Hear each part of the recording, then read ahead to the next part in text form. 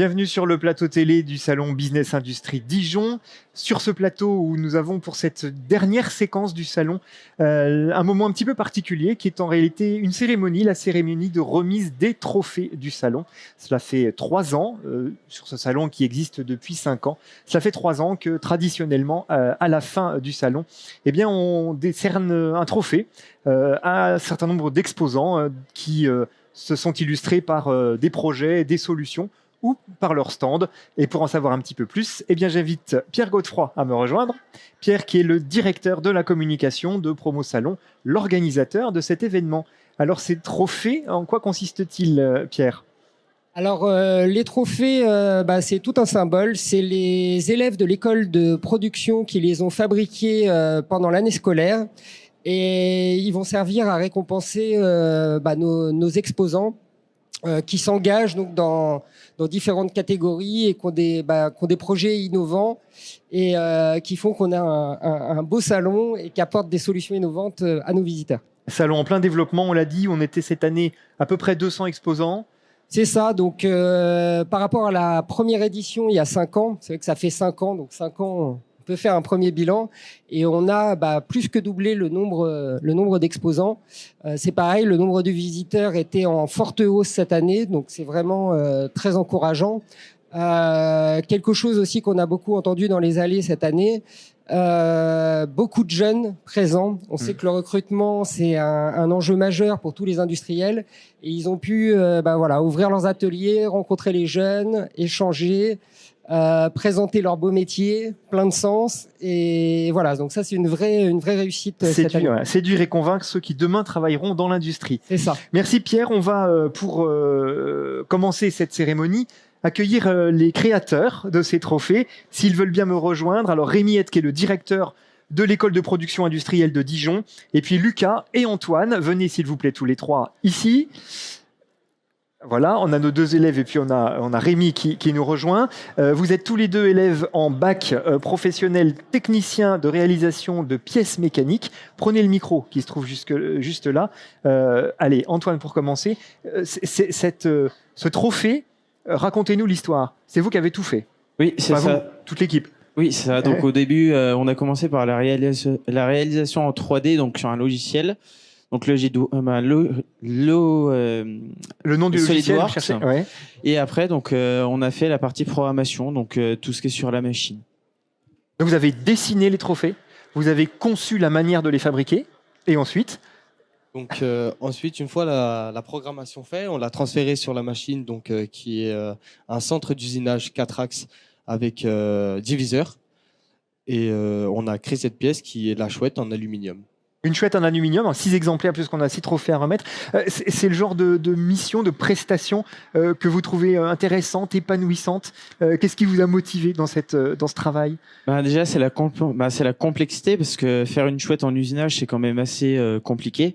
Et puis aussi, c'est de le faire sur un diviseur, donc un axe qui bouge comme ça. Et c'est aussi c'est très complexe à reproduire. C'est clairement ce genre de travail qui vous aide à progresser en compétences, à apprendre des choses qui vous seront utiles dans votre métier, vous qui êtes alternant en entreprise. Bien sûr, parce que avant ça, j'avais jamais utilisé de diviseur. Donc grâce à ce trophée-là qui est la chouette, j'ai pu apprendre à utiliser le diviseur. Rémi Hett, le directeur de l'école de production industrielle de Dijon, on est typiquement dans la raison d'être de l'école, c'est-à-dire elle forme des jeunes, mais en vrai, sur des vraies conditions de travail, pour des vraies prestations, pour le monde économique. Oui, alors l'intérêt pour nous, c'est surtout de valoriser leurs talents. Parce que les usineurs comprendront qu'en termes de tolérance dimensionnelle, on n'a pas beaucoup d'exigences.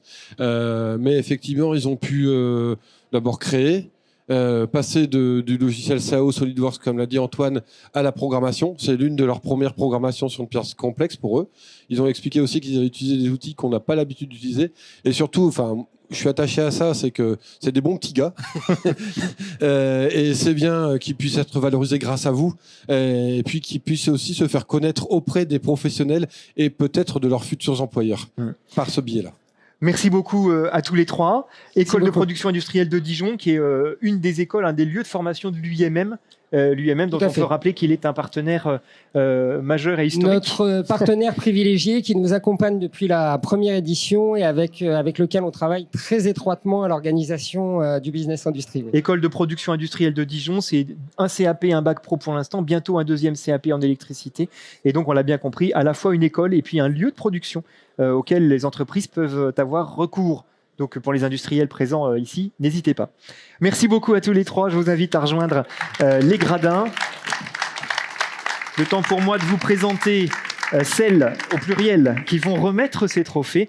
On a le plaisir d'accueillir Lucille Bongiovanni, présidente de la JDA Handball, et Sarah Valero, qui est capitaine de l'équipe de hand féminin, la JDA Handball. Prenez le micro, approchez-vous, mesdames, et prenez le micro. On va commencer, Lucille, si vous voulez bien, par rappeler qu'effectivement, la JDA, que j'ai eu le plaisir d'accueillir à travers vous sur ce plateau ici, est une entreprise du territoire. C'est 2 équipes de sport, une équipe de basket hommes et une équipe de handball femmes. C'est une entreprise aussi qui s'est diversifiée dans d'autres domaines d'activité et qui est en partenariat avec l'UIMM. Est-ce qu'on peut rappeler très rapidement pourquoi un partenariat avec l'UIMM? Quel sens ça a à vos yeux de rapprocher l'univers du sport de l'univers de l'industrie? Bonjour à toutes et à tous. C'est un plaisir de pouvoir être ici aujourd'hui avec vous. Je voudrais particulièrement qu'on mette l'emphase après sur Sarah Valero, qui est la capitaine de la JDA Hand. Mais pourquoi ça a du sens d'être ici? C'est lui-même qui nous a emmenés ici, et c'est vrai, Véronique Guyon a poussé pour qu'on ait ce beau partenariat qui a du sens sur le territoire. Vous l'avez dit, on est nous aussi une entreprise, bien qu'un club de sport. Nous aussi, on a des exigences de performance, de clients, de collaborateurs, et surtout d'envie, de rêve, de stratégie. Et du coup, ça a beaucoup de sens de se rapprocher des entreprises du territoire. Et de l'industrie, on a compris qu'il y avait un sujet. C'était celui de la féminisation des profils. Il semblerait que de temps à autre, vous ayez un peu de mal à recruter des profils féminins, mais tout simplement des profils parfois. Et l'objectif, c'est de pouvoir montrer que comme dans le sport de haut niveau, quand on se fait des films, qu'on se fait des barrières et qu'on n'éduque pas à la possibilité d'accéder à ces métiers et à ce métier passion, en l'occurrence qu'est le sport, eh bien on n'y arrive pas. Eh bien l'objectif, c'est de mettre et de rendre accessible ce rêve à travers le sport. La passerelle entreprise sport, elle est très souvent utilisée et elle pourra continuer à être utilisée pendant des années parce qu'elle n'est pas prête de s'arrêter. Merci beaucoup Lucille Bongiovanni. Sarah Valero, merci d'être avec nous. Prenez le micro. On va faire un petit point ensemble, parce qu'on va parler sport quand même, sur cette équipe de JDA Handball. Comment se passe la saison? Bonjour à tous. Alors la saison a été un peu poussive au début. On a eu des résultats assez négatifs qu'on n'espérait pas. Mais au fur et à mesure, on a remonté la pente. On s'est qualifié pour la phase de poule de la Coupe d'Europe lors de notre dernier match à domicile. Donc voilà, on est à 2 points du podium. Donc voilà, on est pas loin de tous nos objectifs et on espère continuer comme ça. On rappelle, la JDA Handball, c'est la D1, hein, c'est l'élite du handball féminin français, comme la JDA basket homme étant en pro, enfin l'élite également. Il y a des personnalités dans un collectif. Le collectif personnalité, c'est un vrai sujet. Il y a des personnalités dans le collectif de la JDA Handball, et notamment une joueuse dijonnaise qui joue en championnat du monde. Racontez-nous. Oui, voilà, on est en période de trêve actuellement. On n'a pas de match parce qu'il y a le championnat du monde qui est en train de se dérouler.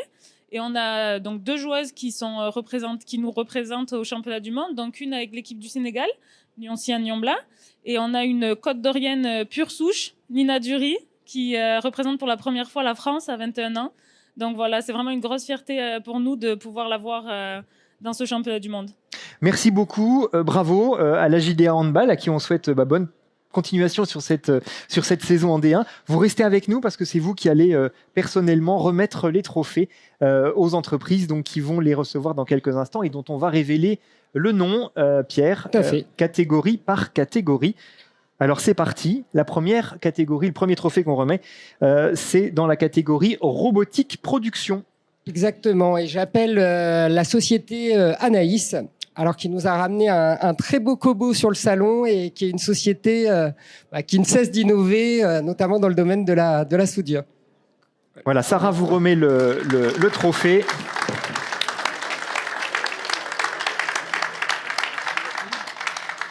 Je vous invite à prendre le micro si vous voulez bien. Sébastien Bolto, vous êtes le dirigeant d'Anaïs. Alors posez le micro sur le menton, voilà, ce sera parfait. Vous nous présentez l'entreprise en quelques mots? Oui, bonjour. La société Anaïs est une société qui a maintenant 30 ans, qui est basée à Montchanin, à côté du Creusot, en Saône-et-Loire. Fondée avec ma sœur. On est tous les deux issus du milieu industriel local. Oui. On l'a construit par rapport aux besoins de l'industrie. On a mis en place des compétences techniques. Donc, nos vendeurs sont des techniciens, tous issus de l'industrie, dans les métiers du soudage et de l'usinage. Vous fabriquez quel type de pièces ? On fabrique rien. Nous ne fabriquons rien. rien. Nous ne sommes qu'une société de service issue de l'industrie. On a conçu tout ça par rapport aux besoins qu'on a identifiés dans le milieu industriel. Et ça fait 30 ans que ça existe. On a de fidèles partenaires, dont la société Lorch, qui nous a fait évoluer ce fameux cobot avec aujourd'hui un axe linéaire, d'autres possibilités, des axes supplémentaires, un suivi de joint, enfin une évolution. C'est un produit qui est sorti il y a une dizaine d'années, sur lequel on a misé, parce qu'on s'est rendu compte qu'effectivement ça pouvait aider toute la jeunesse à s'adapter aux nouveaux besoins industriels et rester compétitif par rapport à une concurrence mondiale un petit peu, on va dire, agressive. Agressive, oui. Et on met tout en œuvre avec ces partenaires-là qui sont souvent des usines, qui développent, qui nous accompagnent pour aider et l'industrie et les écoles aussi. On est là pour communiquer de la technique et attirer aussi toute cette jeunesse dont on a besoin. Vers les métiers industriels. Merci beaucoup, en tout cas, ce Kobo notamment qui vous a valu le trophée remis ce soir dans la catégorie robotique production. Merci beaucoup, Sébastien. Merci beaucoup. La deuxième catégorie récompense une entreprise active dans le domaine de la décarbonation et de la sobriété énergétique. Pierre, de qui s'agit-il ? Alors, du groupe Galilée, qui est alors déjà un exposant aussi historique du salon et qui a notamment un projet très intéressant, le projet Cvital, qui est un projet de décarbonation et de sobriété énergétique. Et donc, je les appelle à venir sur le plateau. Merci.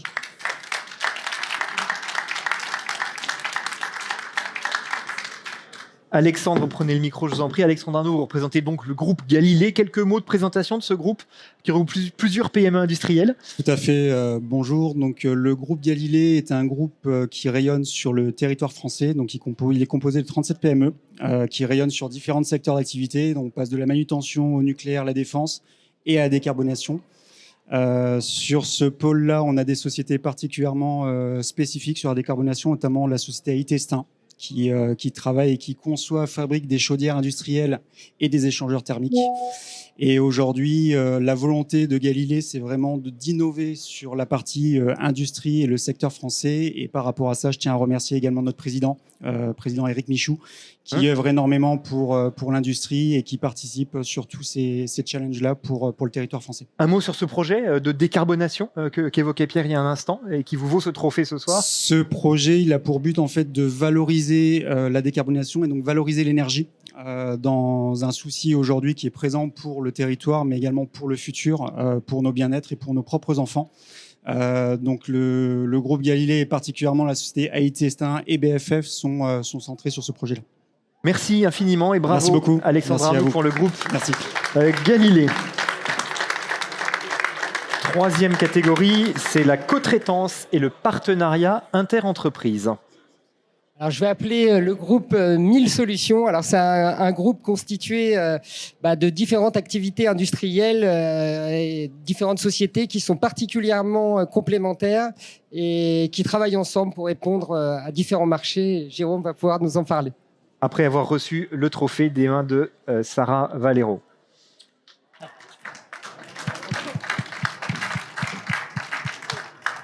Je vous laisse nous expliquer votre modèle, donc ce modèle partenarial, si j'ai bien compris. Oui, bonjour à tous. Merci déjà pour cette gratification. C'est un plaisir pour moi, en tout cas, une certaine fidélité dans la présence des salons industriels. Le groupe 1000 Solutions, c'est une association de plusieurs entités dans le domaine de la sous-traitance industrielle, spécialisés dans des métiers qui sont complémentaires et qui permettent de travailler les uns avec les autres ou les uns pour les autres. et de mener une union en fait collaborative, tout en ayant une envie particulière de répondre aux besoins de l'industrie française et européenne également, au travers des sollicitations conjoncturelles en lien avec les secteurs industriels généraux. Et ça permet d'avoir une localisation plutôt étendue sur des sites qui restent des PME, des petites entreprises réactives et dynamiques, mais une vraie envie de collaboration commune pour mener à bien des projets de plus en plus importants d'un point de vue sous-traitance, quoi. Merci beaucoup pour la présentation de ce projet et de ce concept. 1000 solutions donc qui reçoit ce trophée de la co-traitance et du partenariat interentreprises. Le 4e trophée ira à une entreprise porteuse de solutions innovantes pour le territoire. Et il s'agit de... Alors la société ARDPI, donc qui a présenté une solution sur le salon, qui est la solution Evoscan, donc ils vont pouvoir nous en parler dans quelques instants. Et puis c'est une société qui est très impliquée dans le salon depuis la première édition, qui participe à la vitrine, qui participe au plateau télé, qui avait participé au battle l'année dernière. Donc c'est un vrai plaisir de les récompenser aujourd'hui. Son dirigeant Frédéric Badon qui est avec nous et qui reçoit ce trophée.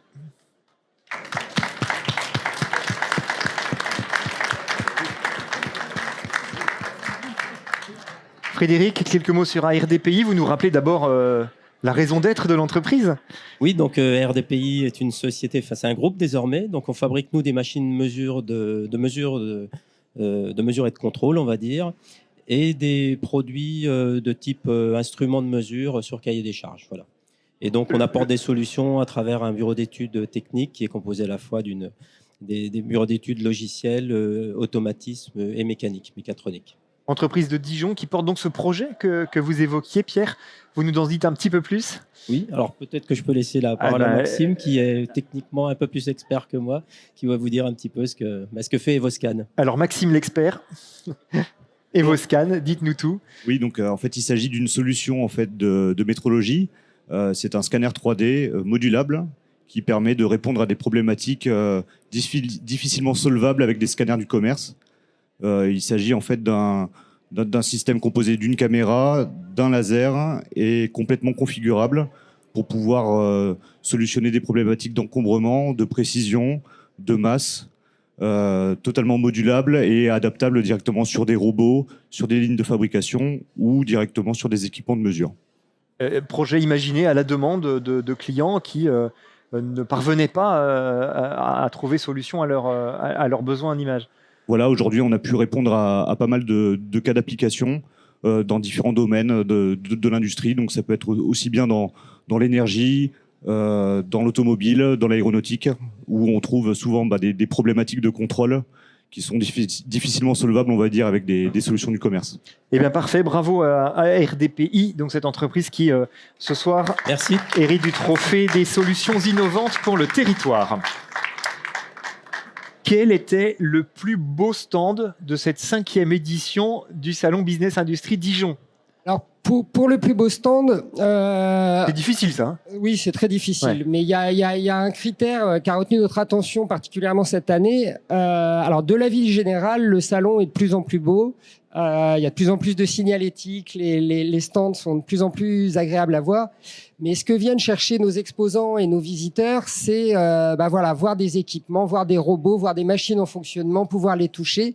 Et il y a un exposant qui a particulièrement joué le jeu cette année, c'est Mogra, qui a ramené beaucoup d'équipements sur son stand en fonctionnement, qui a fait énormément de démonstrations. Et c'est pour ça qu'on tenait à le récompenser, lui, cette année. Donc j'appelle la société Mogra. Mogra pour le trophée du plus beau stand 2025.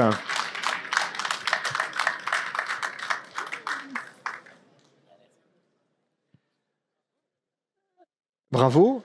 Alors, vous nous en dites un peu plus sur Mogra. Donc, Mogra, c'est une société de fourniture industrielle, familiale. Donc, le siège est à Vesoul. Vesoul. Ouais. Avec une agence qui est à Marsanne-la-Côte et également à Marnat, en Haute-Savoie, à Villefranche-sur-Saône et en Suisse, à La Chaux-de-Fonds. Donc, un large centre-est de la France. Donc, sur quel type de pièces, sur quel type de solutions? Ça va être principalement de la transmission de puissance, donc du roulement, de la chaîne, de la courroie.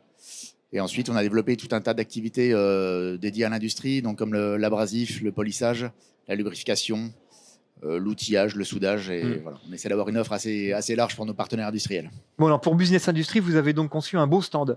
C'était un objectif de votre part d'avoir un stand très visuel. Oui, on aime pouvoir montrer ce qu'on sait faire, nos différentes compétences. Et donc, il faut pouvoir montrer exactement nos capacités, montrer aussi que nos partenaires fabricants sont avec nous. Et donc, pour ça, c'est notre chargé de communication, Fiona, qui a monté tout ce stand. Ouais, c'est un stand, Fiona, c'est un stand que vous avez monté tout exprès pour Business Industry. On dit quelques mots. Donc, vous avez amené du matériel et puis une conception visuelle autour de ces robots. Alors, en fait, on est venu mardi monter le stand qui était nu à la base. Ouais. Donc, on a monté les structures. Il y a eu un gros travail de coordination et de logistique pour faire entrer toutes ces grosses machines.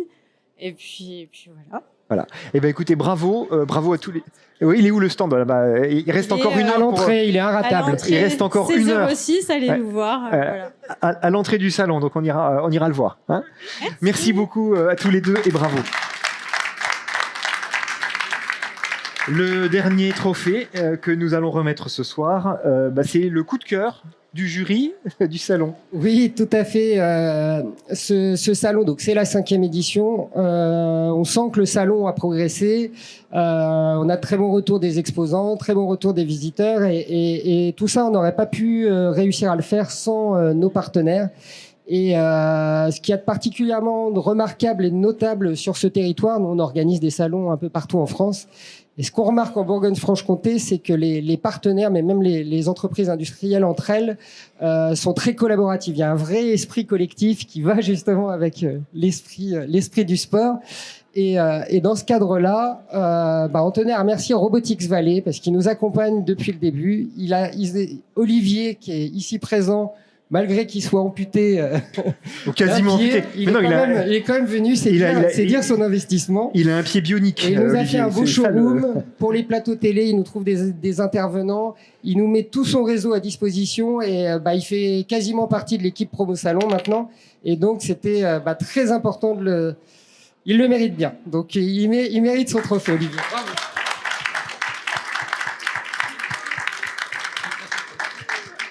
Bravo donc à Robotics Valley et à toute ton équipe. Olivier, tu nous rappelles d'abord, Robotics Valley, c'est un cluster. Hein. Déjà avant, je veux dire merci à Promo Salon et à toute l'équipe, Pierre et Jessica, pour nous avoir permis de monter ce stand. Donc Robotics Valley, on est un cluster robotique basé en Bourgogne-Franche-Comté. L'objectif, c'est de fédérer et d'animer l'écosystème dans la région pour pouvoir faire monter en compétences les entreprises sur les technologies de robotisation ou d'automatisation. Vous m'avez aussi donné l'occasion d'organiser plein de plateaux télé avec toi, Patrice. C'est un réel plaisir. Et aujourd'hui, le showroom robotique, c'était de mettre en avant des solutions. Donc, c'était le cahier des charges, c'était de mettre en avant des solutions robotiques en fonctionnement pour pouvoir faire découvrir ce que c'était que la robotique, la cobotique, différents cas d'usage.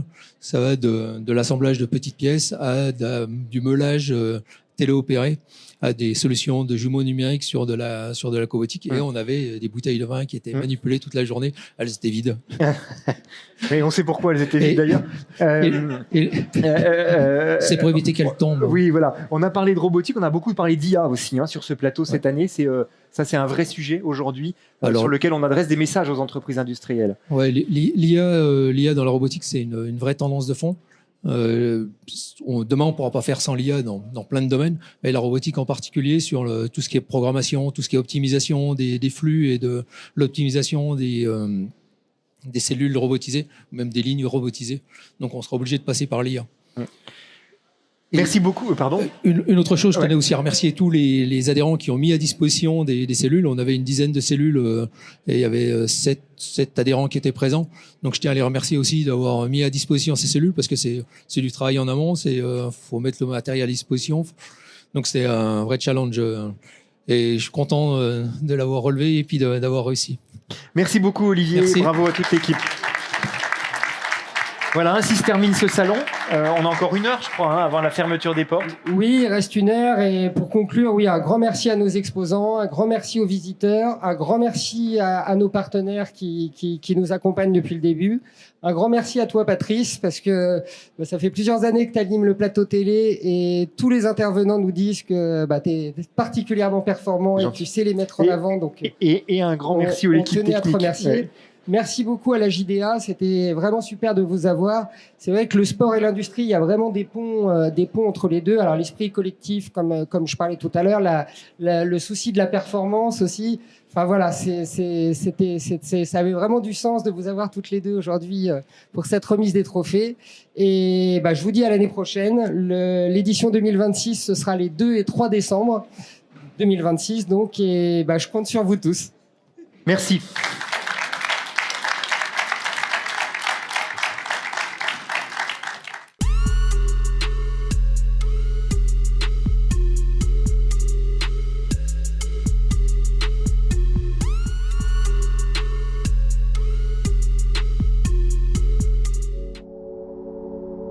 Notre monde change. Et il change vite. Avec l'industrie, on innove pour apporter de nouvelles solutions. On apprend, on transmet, on partage.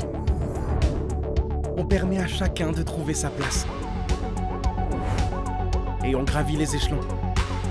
Avec l'industrie, on contribue à prendre soin de ce qui compte.